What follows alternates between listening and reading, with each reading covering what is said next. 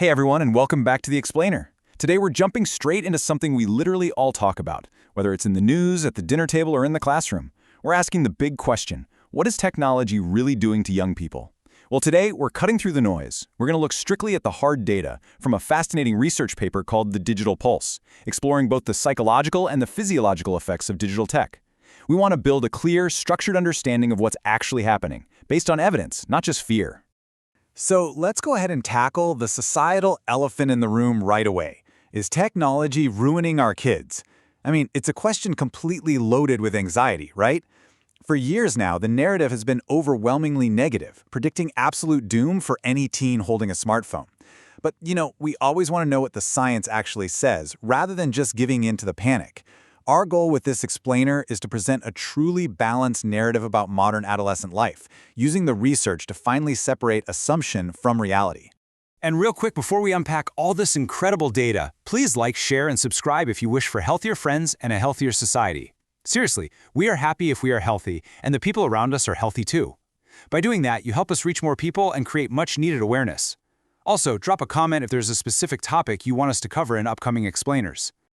Okay, here's our roadmap for today. We'll start with the screen time panic, then move into social media versus mental health, look beyond screens at real stressors, explore biology, blue light, and sleep, and wrap the whole thing up with interventions for digital health. All right, part 1, the screen time panic. The research paper we're digging into today specifically explores this concept called digital engagement. Basically, that's the intersection of social media and electronic device usage that's shaping the modern youth experience. It's not just about, counting the exact minute someone spends staring at a glowing rectangle. It's about evaluating how this online engagement actively influences core emotional health metrics. The study totally zeroes in on two major factors: self-esteem and anxiety among students. Because let's face it, those are the metrics society is most concerned about right now, and they form the absolute baseline for this study's evaluation. Moving right along to section 2, social media versus mental health. Now get this, because this slide illustrates a totally counterintuitive finding. We all kind of assume heavy usage, like we assume that any and all social media use automatically leads to severe anxiety and rock-bottom self-esteem. But the reality of moderate usage is incredibly different. The study found that moderate usage does not significantly diminish mental well-being in this specific sample. There's this huge, striking contrast between what we fear is happening and what the data actually shows when usage is kept at a moderate level. The primary takeaway here is crystal clear, so let me repeat it.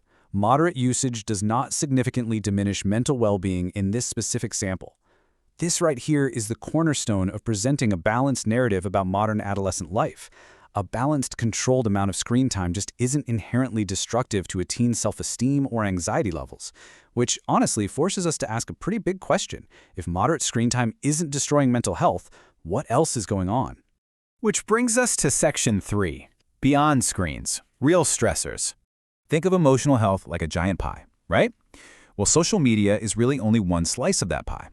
The authors of the study suggest that other variables actually play a much more substantial role. Things like academic stress and the family environment, those represent massive slices of this emotional puzzle. The research shows that the intense pressure to perform at school or the dynamics going on at home play a far greater role in shaping a student's emotional health than social media alone. Technology doesn't exist in a vacuum. It sits right alongside these very real, very heavy offline stressors. Let's pivot to section 4, biology, blue light, and sleep. So while the psychological impact of moderate use is surprisingly mild, the biological toll, yeah, that is undeniable. This step-by-step breakdown shows exactly how it happens. Step 1. Adolescents are exposed to electronic device blue light. Step 2. This exposure directly disrupts their circadian rhythms, your body's internal clock. And finally, step 3. This disruption totally fragments and alters their sleep patterns. So even if a teenager is psychologically handling their moderate social media use perfectly well, the physical light blasting from their screens is actively fighting against their biological need for sleep. Finally, section 5, interventions for digital health. Okay, so what do we actually do about all this? To address these challenges, the research recommends a set of really practical interventions. First up, digital hygiene education. We literally need to teach young people how to interact with their devices in a healthy way, especially when it comes to that blue light and sleep. Second, parental monitoring. Because moderate use is the absolute key to avoiding those negative psychological impacts, parents play a massive role in maintaining those boundaries. And third, enhance school counseling services. Since we know academic stress and family environments are primary drivers of anxiety, schools desperately need the resources to support students dealing with those offline stressors. It's got to be a comprehensive, collaborative approach. Ultimately, the study provides such a beautifully balanced perspective. Look, the risks absolutely exist, for sure. But the overall impact of technology is highly dependent on individual habits and external contexts.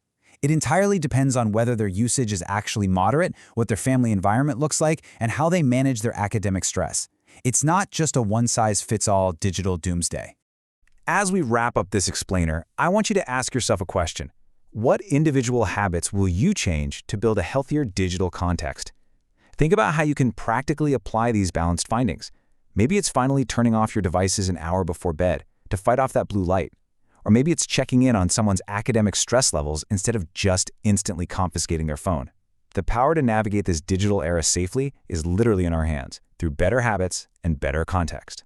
And to our incredible audience of learners, remember, please like, share, and subscribe if you wish for healthier friends and a healthier society. We are genuinely happy if we are healthy and the people around us are too. Leave a comment down below with specific topics you'd love to see us tackle in upcoming explainers. Keep learning, keep organizing your digital lives, and I'll see you in the next explainer.